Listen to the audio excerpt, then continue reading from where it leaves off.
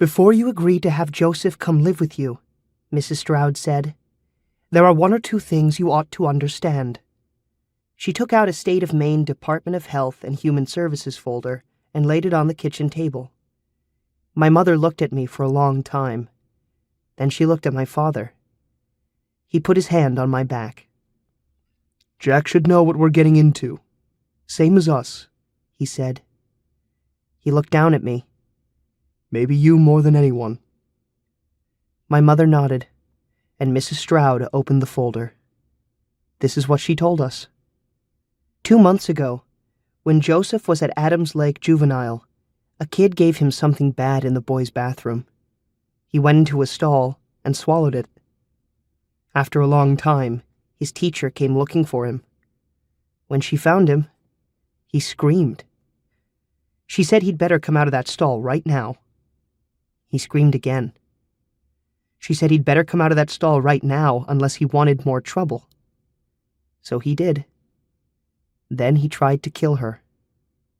They sent Joseph to Stone Mountain, even though he did what he did because the kid gave him something bad and he swallowed it.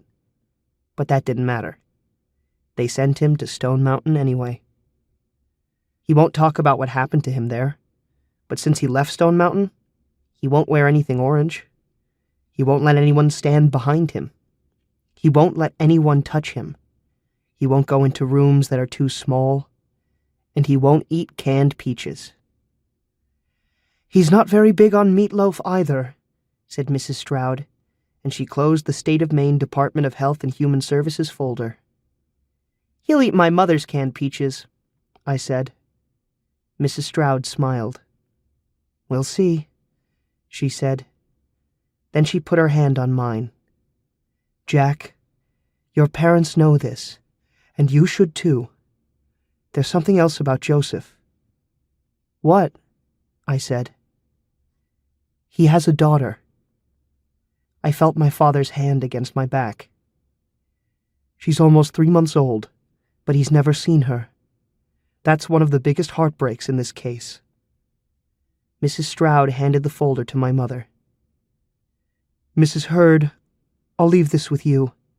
Read it, and then you can decide. Call me in a few days if—" "We've talked this over," said my mother. "We already know." "Are you sure?" My mother nodded. "We're sure," my father said. Mrs. Stroud looked at me. "How about you, Jack?"